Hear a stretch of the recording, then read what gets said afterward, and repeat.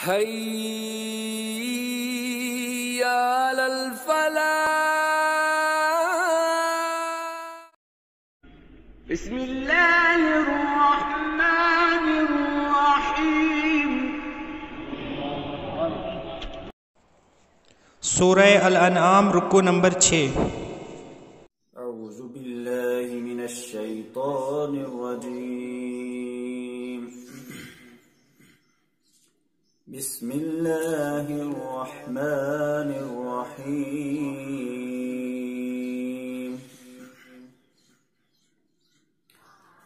وَأَنذِرْ بِهِ الَّذِينَ يَخَافُونَ أَن يُحْشَرُوا إِلَى رَبِّهِمْ لَيْسَ لَهُم مِّن دُونِهِ وَلِيٌّ وَلَا شَفِيعٌ لَعَلَّهُمْ يَتَّقُونَ. وَلَا تَطْرُدِ الَّذِينَ يَدْعُونَ رَبَّهُم بِالْغَدَاةِ وَالْعَشِيِّ يُرِيدُونَ وَجْهَهُ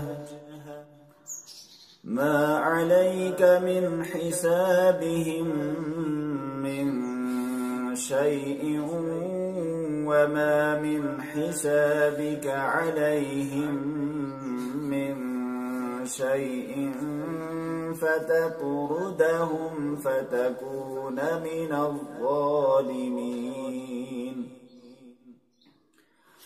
وَكَذَلِكَ فَتَنَّا بَعْضَهُمْ بِبَعْضٍ لِيَقُولُوا أَهَؤُلَاءِ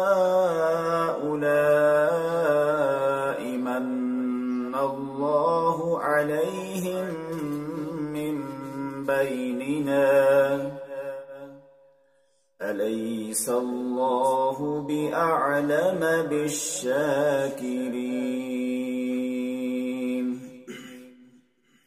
وَإِذَا جَاءَكَ الَّذِينَ يُؤْمِنُونَ بِآيَاتِنَا فَقُلْ سَلَامٌ عَلَيْكُمْ كَتَبَ رَبُّكُمْ عَلَى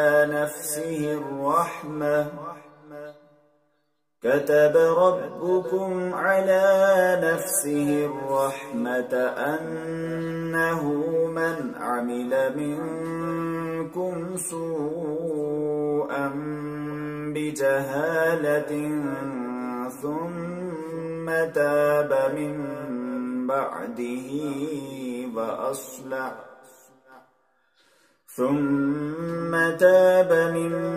بعده وأصلح فأنه غفور رحيم. وكذلك نفصل الآيات ولتستبين سبيل المجرمين. صدق الله العظيم. رب اشرح لي صدري ويسر لي أمري واحلل عقدة من لساني يفقهوا قولي. ربنا زدنا علما ربنا زدنا علما اللهم علمنا الكتاب والحكمة وفقهنا في الدين يا رب العالمين. سامعین و مشاہدین کرام، سورۃ الانعام کی آیت نمبر 51 اور اس کے مابعد کی آیات اس وقت زیر درس ہیں. یہ آیات اس اعتبار سے بہت اہم ہیں کہ اسلام کی حقیقی روح اور انسانوں کے حوالے سے جو مساوات کا پیغام اسلام میں پایا جاتا ہے، ان آیات میں اس کو بہت ہی واضح انداز میں بیان کیا گیا ہے. اس رکوع کے اندر دو موضوعات پر بات کی گئی ہے. پہلی آیت کا تعلق سابقہ آیات سے ہے، جس میں سلسلہ کلام یہ تھا کہ مشرکین، متمردین، مکذبین، جھٹلانے والے، حضور صلی اللہ علیہ وسلم کو پریشان کرنے والے مختلف مطالبات حضور صلی اللہ علیہ وسلم سے کر رہے تھے، اور ان کے مطالبات وہ کٹ حجتی پر مبنی تھے. وہ چونکہ ماننے کا جذبہ نہیں رکھتے تھے، صرف مقصد ان کا یہ تھا کہ اللہ کے رسول صلی اللہ علیہ وسلم کو پریشان کیا جائے، طرح طرح کے سوالات کر کے آپ کو پریشان کیا جائے، اور اس سلسلے میں انہوں نے معجزات کا مطالبہ کیا، اور ایسے معجزات کا مطالبہ کیا جو واضح طور پر اس بات کو بتاتے تھے کہ ان کے اندر ماننے کا جذبہ نہیں۔ حضور صلی اللہ علیہ وسلم کو اللہ تبارک و تعالی کی طرف سے واضح انداز میں بتا دیا گیا کہ آپ ان کو بتا دیجئے کہ بس میرا کام صرف رب کا پیغام پہنچانا ہے۔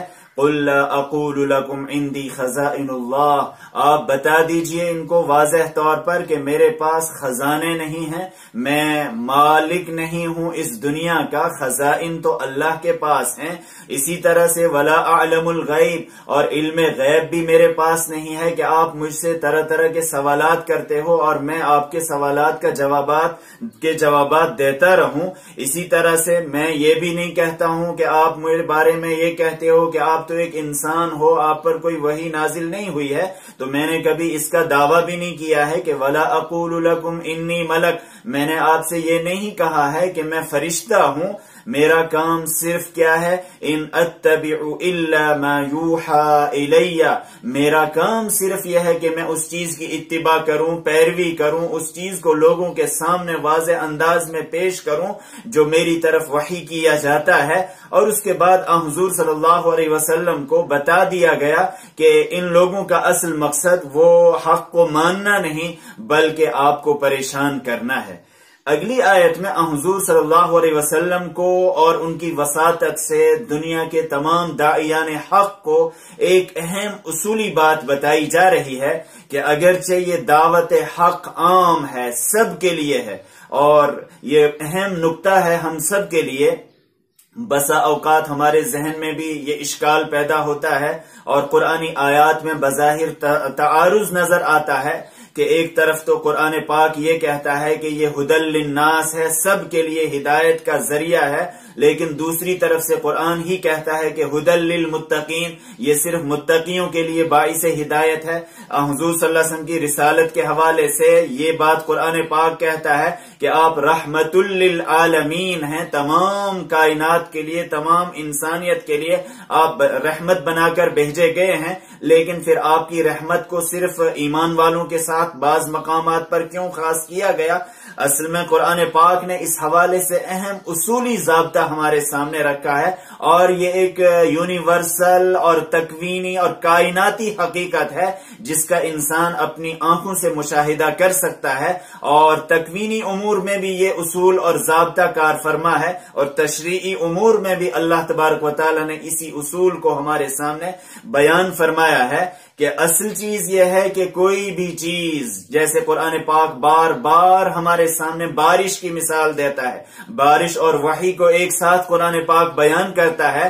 بارش ہر جگہ ہوتی ہے، ہر مقام پر ہوتی ہے، وہ بنجر زمین پر بھی ہوتی ہے، بیاباں میں بھی ہوتی ہے، جنگلوں میں بھی ہوتی ہے، کھیتوں میں بھی ہوتی ہے، لیکن اس بارش کا اثر کہاں پر ہوتا ہے؟ جہاں کی زمین زرخیز ہو، جہاں صلاحیت ہو۔ اسی طرح سے قرآن پاک، اللہ کا پیغام، یہ سب کے لیے ہے، لیکن اس کا اثر وہیں پر ہوگا جہاں کے دل کی زمین زرخیز ہوگی۔ تو قرآن پاک کہیں پر تو اس کی عمومیت کو بیان کرتے ہوئے یہ کہتا ہے کہ یہ سب کے لیے ہے، لیکن کہیں نتیجے کے اعتبار سے بیان کرتا ہے کہ اس کا اثر کہاں پر ہوگا۔ ہمارے سامنے اس وقت جو آیت ہے، اس میں بھی اللہ تبارک و تعالی نے اصل نتیجے کے اعتبار سے بات بیان کی ہے کہ اے اللہ کے رسول صلی اللہ علیہ وسلم، آپ ایسے لوگوں پر اپنی صلاحیتیں صرف مت کیجئے، ایسے لوگوں پر اپنے اوقات کو ضائع مت کیجئے جن کے اندر ماننے کا جذبہ ہی نہیں ہے۔ ماننے کا جذبہ اصلاً اس طریقے سے چیک کیا جا سکتا ہے، دیکھا جا سکتا ہے، جس کے دل کے اندر خوف خدا ہو، آخرت کا خوف ہو، جواب دہی کا احساس ہو۔ وَأَنذِرْ بِهِ الَّذِينَ يَخَافُونَ أَن يُحْشَرُوا إِلَى رَبِّهِمْ لَيْسَ لَهُم مِّن دُونِهِ وَلِيٌّ وَلَا شَفِيعٌ لَعَلَّهُمْ يَتَّقُونَ۔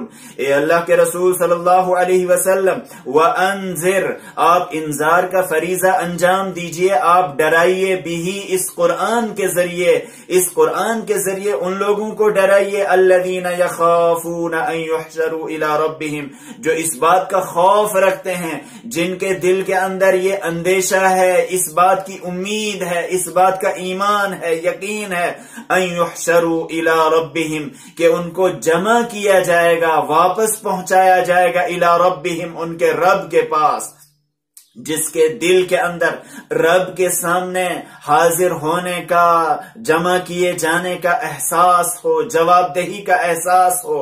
یقیناً اصل بات یہ ہے کہ اسی کے اندر قرآن پاک یہ اثر دکھاتا ہے، وہی خوف آخرت کی وجہ سے اللہ کی طرف پلٹتا ہے۔ تو حضور صلی اللہ علیہ وسلم سے بھی یہی بات کہی جا رہی ہے کہ مشرکین مکہ، یہ متمردین، یہ ان کے دلوں سے اصلاً خوف خدا ہی ختم ہو چکا ہے، آخرت میں جواب دہی کا احساس ہی ختم ہو گیا ہے، تصور آخرت وہ ختم ہو چکا ہے، لہذا ان پر اپنی صلاحیتیں صرف نہ کیجیے، ان تک اپنی دعوت پہنچا دیجیے، اتمام حجت ہو جائے، لیکن اصل محنت کا، اصل آپ کی اوقات کا، آپ کی صلاحیتوں کا جو مقصود ہو، مشن ہو، بنیادی طور پر وہ لوگ ہوں جن کے دلوں کے اندر تصور آخرت ہے۔ اور ایک اہم دوسرا تصور جس کی وجہ سے انسان خطا کر جاتا ہے، جس کی وجہ سے انسان یہ اپنی زندگی کو صحیح انداز سے نہیں گزار پاتا ہے،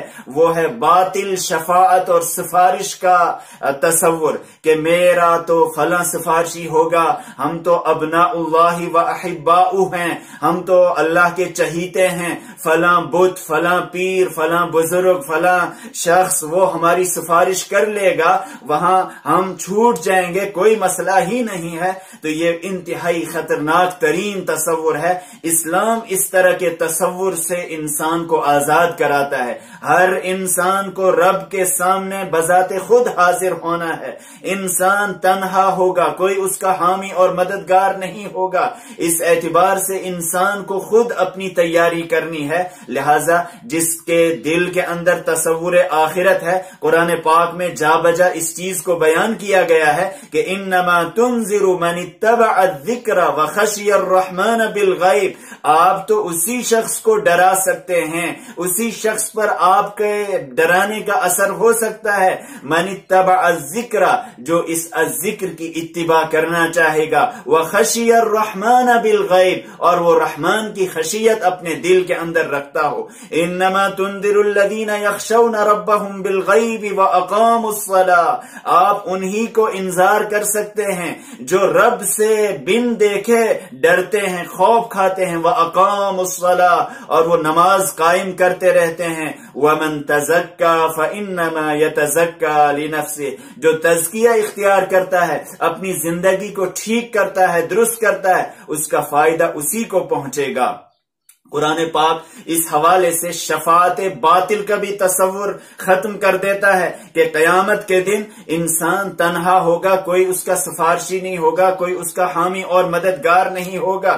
لیس لہم من دونہ ولی ولا شفیع، نہیں ہوگا ان کے لیے من دونہ، اللہ کے مقابلے میں، ولی، کوئی حامی، کوئی حمایتی، کوئی مددگار، کوئی کارساز، کوئی کام بنانے والا، ولا شفیع، نہ کوئی سفارشی ہوگا، نہ وہاں کی کسی کی شفاعت کام آئے گی، اور نہ ہی وہاں کوئی حامی اور مددگار ہوگا۔ لعلہم یتقون، ان لوگوں کے سامنے انذار کا فریضہ آپ انجام دیجئے، لعلہم یتقون، تاکہ یہ ہر برے کام سے بچتے رہیں، اللہ کا تقوی اختیار کرتے رہیں، ہر باطل تصور سے اپنے آپ کو یہ دور رکھیں، لعلہم یتقون۔ قرآن پاک نے یہاں دو قسم کے تصورات کو ہمارے سامنے پیش کیا ہے، ایک تصور آخرت، جس کے دل کے اندر آخرت میں جواب دہی کا احساس ہو، اسی پر یہ قرآن اثر کر سکتا ہے، اور دوسری چیز باطل شفاعت کا، غلط سفارش کا تصور،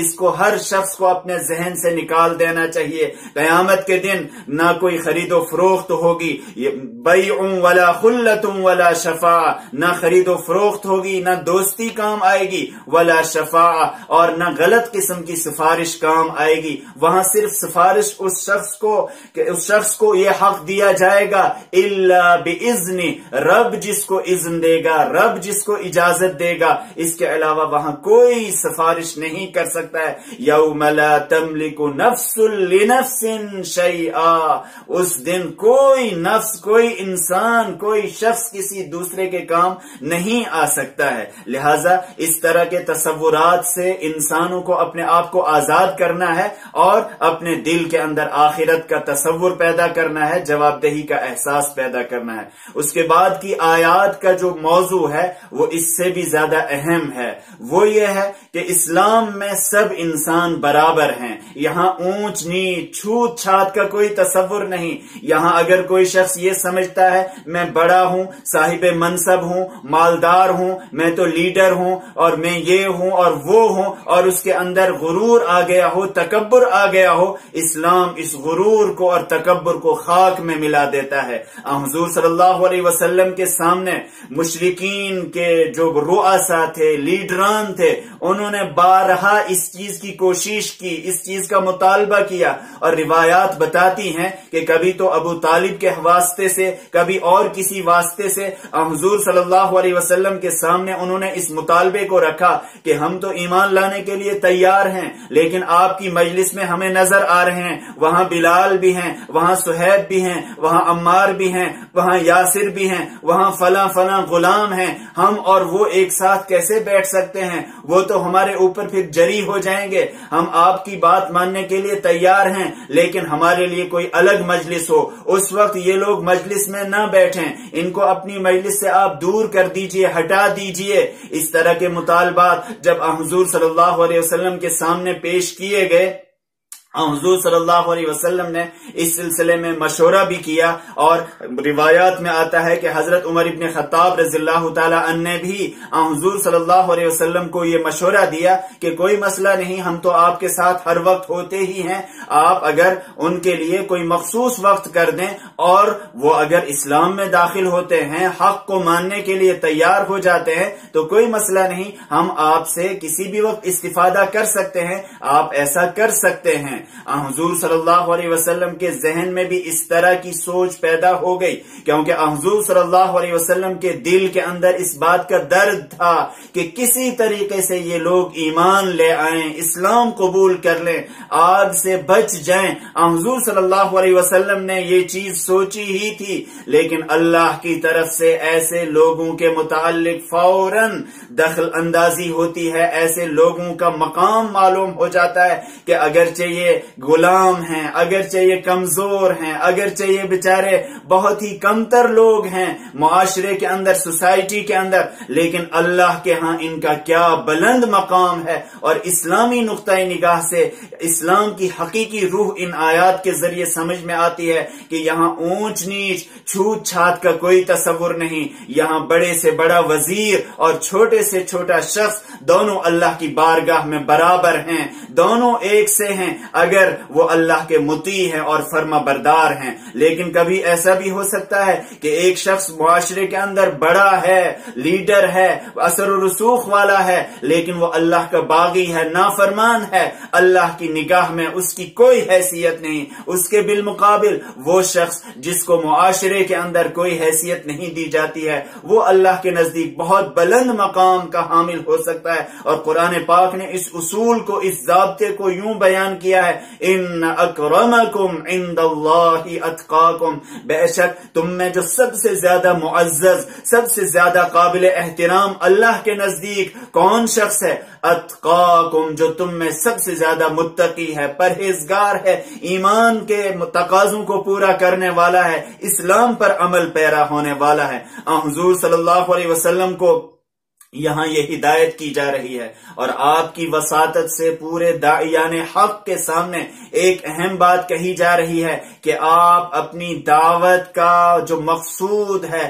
اس کا جو بنیادی انسان اس کی جو سوچ ہونی چاہیے وہ یہ ہونی چاہیے کہ میری دعوت ہر ایک کے لیے ہے، وہاں اونچ نیچ کا کوئی فرق نہیں ہونا چاہیے۔ حضور صلی اللہ علیہ وسلم سے کہا جا رہا ہے وَلَا تَطْرُدِ الَّذِينَ يَدْعُونَ رَبَّهُمْ بِالْغَدَاةِ وَالْعَشِيِّ، طرد کہتے ہیں عربی میں ہٹا دینا، دھتکار دینا، چونکہ ان مشرکین نے بھی یہی لفظ استعمال کیا تھا کہ ان کو ہم سے ہٹا دیجئے، دھتکار دیجئے، اللہ تعالیٰ نے اسی جواب کو پیش کیا، ایسا نہیں ہو سکتا ہے۔ وَلَا تَطْرُدْ، آپ مت دھتکاریے، آپ مت ہٹائیے، آپ دور مت کیجئے، الَّذِينَ يَدْعُونَ رَبَّهُمْ، جو اپنے رب کو پکارتے رہتے ہیں۔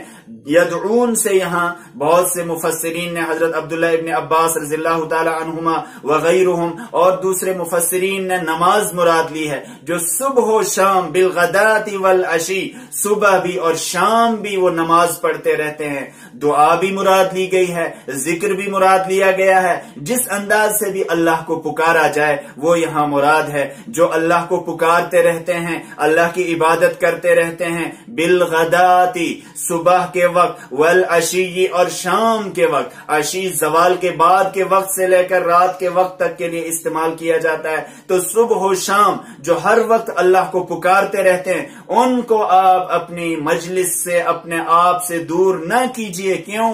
یریدون وجہہ، یہ لوگ تو رب کی رضا کے طلبگار ہیں۔ یریدون وجہہ، ان کا اصل مقصد یہ ہے کہ رب کی ہمیں خوشنودی حاصل ہو جائے۔ ان کو کوئی دنیا کا مقصد نہیں ہے، یہ اور کسی چیز کو نہیں چاہتے ہیں۔ انہوں نے ہر اذیت کو انہوں نے برداشت کیا، ہر چیز کو قربان کر دیا صرف اللہ کی رضا کے لیے۔ لہذا ایسے لوگوں کو دھتکارا نہ جائے، دور نہ کیا جائے۔ یریدون وجہہ، جو رب کی رضا چاہتے ہیں۔ ما علیک من حسابہم من شیء، آپ پر ان کا کوئی حساب نہیں ہے۔ وما من حسابک علیہم من شیء، اور نہ ہی ان لوگوں کے ذمے آپ کا کوئی حساب ہے۔ یعنی رزق رسانی کا کام یہ اللہ کا ہے، اللہ رزق دیتا ہے۔ دوسری بات یہ کہ ان کے جو بھی اعمال ہیں ان کی باز پرس آپ سے نہیں ہوگی بلکہ بذات خود ان لوگوں سے ہوگی۔ تو قیامت کے دن ہر شخص کی باز پرس اسی سے ہوگی۔ فَتَطْرُدَهُمْ فَتَكُونَ مِنَ الظَّالِمِينَ، اگر آپ ان کو دھتکار دیں گے، ان کو ہٹا دیں گے اپنی مجلس سے، اپنی آنکھوں سے دور کر دیں گے، فَتَكُونَ مِنَ الظَّالِمِينَ، آپ تو پھر ظلم کرنے والوں میں شمار ہو جائیں گے۔ یہاں اگرچہ خطاب حضور صلی اللہ علیہ وسلم سے کیا جا رہا ہے، اس کو التفات کہا جاتا ہے کہ اصل مقصود ہے سنانا ان لوگوں کو جو اس طرح کا مطالبہ کر رہے تھے، جو اس طرح کی چیزیں لوگ حضور صلی اللہ علیہ وسلم کے سامنے پیش کر رہے تھے۔ اور دوسرے مقامات پر حضور صلی اللہ علیہ وسلم کو اس حوالے سے بڑی تفصیل سے بیان کیا گیا۔ سورۃ الکہف میں حضور صلی اللہ علیہ وسلم سے کہا گیا وَاصْبِرْ نَفْسَكَ مَعَ الَّذِينَ يَدْعُونَ رَبَّهُمْ بِالْغَدَاةِ وَالْعَشِيِّ يُرِيدُونَ وَجْهَهُ وَلَا تَعْدُ عَيْنَاكَ عَنْهُمْ، اے اللہ کے رسول صلی اللہ علیہ وسلم، آپ اپنے آپ کو ان کے ساتھ رکھیے، جمائیے جو صبح و شام اپنے رب کو پکارتے رہتے ہیں، ان کا مقصود صرف رب کی رضا ہے۔ وَلَا تَعْدُ عَيْنَاكَ عَنْهُمْ، آپ کی نگاہ التفات ان سے ہٹنے نہ پائے۔ تُرِيدُ زِينَةَ الْحَيَاةِ الدُّنْيَا، کیا آپ دنیاوی زینت کے طلبگار ہیں؟ یہ کیسے ہو سکتا ہے کہ ایسے لوگوں کو آپ اپنی نگاہ سے دور کر دیں۔ وَلَا تُطِعْ مَنْ أَغْفَلْنَا قَلْبَهُ، جس کا دل ہم نے اپنے ذکر سے غافل کر دیا ہو، اس کی اتباع مت کیجیے۔ بہرحال حضور صلی اللہ علیہ وسلم کو یہاں بتایا جا رہا ہے، اور ان کو سنانے کے ذریعے اصلاً مشرکین کو، متمردین کو سنانا مقصود ہے کہ ایسا نہیں ہونا چاہیے کہ ایسے لوگوں کو اپنی سوسائٹی سے، اپنے معاشرے سے، اپنی مجلس سے دور کیا جائے۔ یہ ایک اہم ترین امتحان ہے۔ قرآن پاک اب ایک اصول کا بیان کر رہا ہے کہ وَكَذَلِكَ فَتَنَّا بَعْضَهُمْ بِبَعْضٍ، ہم نے لوگوں کو ایک دوسرے کی آزمائش کا ذریعہ بنا رکھا ہے۔ وَكَذَلِكَ فَتَنَّا، اور اسی طرح سے ہم آزماتے ہیں، ہم نے آزمائش کی ہے، بَعْضَهُمْ بِبَعْضٍ، بعض لوگوں کے ذریعے، امیروں کی آزمائش غریبوں کے ذریعے، بڑوں کی آزمائش چھوٹوں کے ذریعے، چھوٹوں کی آزمائش بڑوں کے ذریعے۔ جو فرق مراتب دنیا کے اندر رکھا گیا ہے، قرآن پاک اس کو بیان کر رہا ہے کہ ایسا نہیں کہ اللہ کو کسی سے محبت محبت تھی اس لیے اس کو نوازا ہے، اور کسی سے نفرت تھی اس لیے اس کو غریب رکھا ہے. ایسا نہیں، یہ اصلاً امتحان کے لیے ہے، یہ اصلاً آزمائش کے لیے ہے کہ ہم ایک دوسرے کے ذریعے انسانوں کو آزماتے ہیں کہ خوشحالی میں کس کا رویہ کیا رہتا ہے اور بدحالی میں کس کا رویہ کیا رہتا ہے، اور انجام کیا ہوتا ہے. پھر برے لوگ جن کی سوچ مغرورانہ ہوتی ہے، جن کی سوچ متکبرانہ ہوتی ہے، ان کا نتیجہ کیا ہوتا ہے؟ لِيَقُولُوا أَهَٰؤُلَاءِ مَنَّ اللَّهُ عَلَيْهِم مِّن بَيْنِنَا. یہ لام علت اور سبب کا نہیں ہے، بلکہ اس کو لام عاقبت کہا جاتا ہے جس میں نتیجہ بیان کیا جاتا ہے. جیسے فرعون اور اس کی بیوی نے موسیٰ علیہ السلام کو جب دریا سے اٹھایا تھا، لیا تھا، قرآن پاک اس کا تذکرہ کرتا ہے کہ لِيَكُونَ لَهُمْ عَدُوًّا وَحَزَنًا. انہوں نے اس لیے اٹھایا تھا تاکہ انجام یہ ہو کہ وہ ان کا دشمن بن جائے اور ان کے لیے باعث غم بن جائے. تو انہوں نے تو اس لیے نہیں اٹھایا تھا، تو انجام قرآن پاک نے بیان کیا ہے. تو یہاں بھی انجام بیان کیا جا رہا ہے کہ ہم لوگوں کو ایک دوسرے کے ذریعے آزمائش کرتے رہتے ہیں تاکہ انجام یہ ہو، نتیجہ یہ سامنے آ جائے، ہر انسان کی اصل سامنے آ جائے. لِيَقُولُوا أَهَٰؤُلَاءِ مَنَّ اللَّهُ عَلَيْهِم مِّن بَيْنِنَا.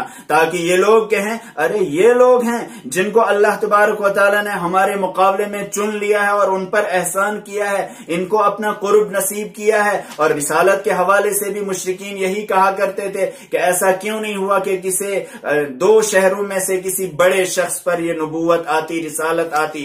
چونکہ ان کی سوچ ہی وہی تھی، اپروچ ہی وہی تھی، وہ معیار اور کسی کو سمجھتے تھے، لیکن اللہ کے ہاں معیار اور کوئی چیز ہے. الیس اللہ بأعلم بالشاکرین. اللہ جواب دے رہا، کیا اللہ کو پتہ نہیں ہے کہ شکر گزار بندہ کون ہے، کس کے دل کے اندر کیا جذبہ ہے؟ کیا آپ اللہ کو بتانے کے لیے آ رہے ہو کہ فلاں کو نبوت ملنی چاہیے تھی، فلاں کو قرب نصیب ہونا چاہیے تھا؟ الیس اللہ بأعلم بالشاکرین. کیا اللہ کو شکر گزاروں کا علم نہیں ہے کہ کون شکر گزار ہے؟ نوح علیہ السلام سے اور دیگر بہت سے انبیاء سے بھی اس وقت کے مشرکین، اس وقت کے متمردین یہی بات کہا کرتے تھے کہ آپ کی اتباع تو اراذل کر رہے ہیں، گھٹیا قسم کے لوگ کر رہے ہیں، ہم کیسے آپ کی دعوت کو قبول کر سکتے ہیں؟ لیکن حضور صلی اللہ علیہ وسلم کو اب حکم دیا جا رہا ہے وَإِذَا جَاءَكَ الَّذِينَ يُؤْمِنُونَ بِآيَاتِنَا. جب آپ کے پاس آئیں وہ لوگ الَّذِينَ يُؤْمِنُونَ بِآيَاتِنَا جو ہماری آیات پر ایمان رکھتے ہیں، مانتے ہیں، تسلیم کرتے ہیں. اب تقاضا یہ ہے فَقُلْ سَلَامٌ عَلَيْكُمْ. حضور صلی اللہ علیہ وسلم کو حکم دیا جا رہا ہے آپ انہیں کہا کیجئے سلام علیکم، آپ پر سلامتی ہو. سلام کئی طریقے کا ہوتا ہے. ایک سلام ہوتا ہے کسی کے آنے کے موقع پر، ایک سلام رخصت ہوتا ہے، ایک سلام استقبال ہوتا ہے، ویلکم کرنے کے لیے، خوش آمدید کرنے کے لیے. حضور صلی اللہ علیہ وسلم سے کہا جا رہا ہے کہ آپ جب یہ لوگ آیا کریں آپ ان کو کہا کیجئے، ویلکم کیا کیجئے، ان کو خوش آمدید کہا کیجئے، سلام علیکم کے ذریعے ان کا استقبال کیا کیجئے. اہل جنت کا بھی استقبال فرشتے سلام علیکم کے ذریعے کریں گے. حضور صلی اللہ علیہ وسلم کو بھی یہی حکم ہے. اور اس آیت سے اہم ترین حکم یہ بھی معلوم ہوتا ہے جب کوئی صالح شخص ہوگا، جب کوئی نیک شخص ہوگا، اس کو ویلکم کیا جانا چاہیے، اس کے لیے کھڑا ہو انسان. اور حضور صلی اللہ علیہ وسلم کہا کرتے تھے بعد میں جب اس طرح کے صحابہ حضور صلی اللہ علیہ وسلم کی مجلس میں آتے تھے، حضور صلی اللہ علیہ وسلم فرمایا کرتے تھے، کھڑے ہو کر ان کا استقبال کرتے تھے. اور خاص طور پر حضرت عبداللہ ابن ام مکتوم رضی اللہ تعالی عنہ کے متعلق تو حضور صلی اللہ علیہ وسلم انتہائی احترام والا طریقہ اختیار کرتے تھے کہ یہی وہ شخص ہیں جن کی وجہ سے مجھے رب کی طرف سے ڈانٹ پڑی ہے. اور ایسے لوگوں کے متعلق حضور صلی اللہ علیہ وسلم فرمایا کرتے تھے الحمدللہ الذی جعل فی امتی من امرنی اللہ ان اصبر نفسی معہم. اللہ کی حمد و ستائش ہے جس نے ہماری امت میں ایسے لوگوں کو رکھا ہے جن کے متعلق رب نے مجھے یہ حکم دیا ہے کہ میں ان کے ساتھ اپنے آپ کو رکھوں. تو حضور صلی اللہ علیہ وسلم کو حکم دیا جا رہا ہے اور ان کی وساطت سے ہم سب کو کہ جو نیک لوگ ہوں اور خاص طور پر اس طرح کے لوگ جن کو گھٹیا سمجھا جاتا ہو معاشرے کے اندر، سوسائٹی کے اندر، ان کا استقبال کیا جانا چاہیے. فَقُلْ سَلَامٌ عَلَيْكُمْ كَتَبَ رَبُّكُمْ عَلَى نَفْسِهِ الرَّحْمَةِ. رب رب نے اپنے اوپر رحمت کو لکھ دیا ہے، وہ انتہائی رحیم ہے، اس کی رحمت سب کے لیے ہے، یہاں اونچ نیچ کا کوئی فرق نہیں ہے، بس اصول اور ضابطہ یہ ہے انہو من عمل منکم سوءا بجہالہ، کبھی اگر کسی سے کوئی غلطی سرزد ہو جائے ناواقفیت کی بنیاد پر، جہالت کی بنیاد پر، من عمل منکم، تم میں سے جو بھی شخص برا کام کر بیٹھے، بجہالت، ناواقفیت کی بنیاد پر، ثم تاب من بعدی، اس کے بعد وہ تائب ہو جائے، رجوع اللہ کر لے، اللہ کی طرف پلٹ آئے، وَأَصْلَحَ، دوسری شرط یہ ہے کہ اپنی زندگی کے وہ اصلاح کر دے، جو سابقہ غلطیاں ہوئی ہیں ان کا تدارک کر لے، جو فرائض چھوٹ گئے ہیں ان فرائض کی تلافی کر لے، اور اس کے ساتھ ساتھ اپنی زندگی کا رویہ ٹھیک کر لے، اپنی سوچ ٹھیک کر لے، اپروچ ٹھیک کر لے۔ دو شرطیں ہیں، تابہ اور اصلحہ، ایک تو رب کی طرف پلٹ جائے انسان، رجوع کر لے، وَأَصْلَحَ، اور اپنی زندگی کی اصلاح کر لے، فَأَنَّهُ غَفُورٌ الرحیم، اللہ ایسے شخص کو معاف بھی کرے گا، اور اللہ تبارک و تعالی رحیم بھی ہے۔ وَكَذَلِكَ نُفَصِّلُ الْآيَاتِ وَلِتَسْتَبِينَ سَبِيلُ الْمُجْرِمِينَ، اللہ تبارک و تعالی بیان فرما رہا ہے اسی طرح سے ہم آیات کو واضح انداز سے بیان کرتے ہیں ہر ایک کے سامنے، مقصد یہ ہے کہ ایمان والوں کے سامنے بھی وضاحت ہو جائے، وَلِتَسْتَبِينَ سَبِيلُ الْمُجْرِمِينَ، اور مجرموں کا راستہ بھی واضح ہو جائے، ان کو بھی پتہ چل جائے کہ حق کیا ہے اور باطل کیا ہے، اور معاشرے کے اندر لوگ نمایاں ہو جائیں کہ اہل حق کون ہے اور اہل باطل کون ہے۔ اللہ تبارک و تعالی ہمیں ان آیات پر عمل پیرا ہونے کی توفیق عطا فرمائے۔ وآخر دعوانا ان الحمد للہ رب العالمین۔ اللہ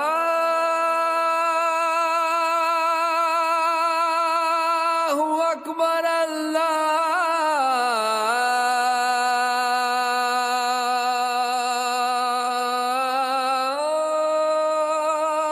اکبر۔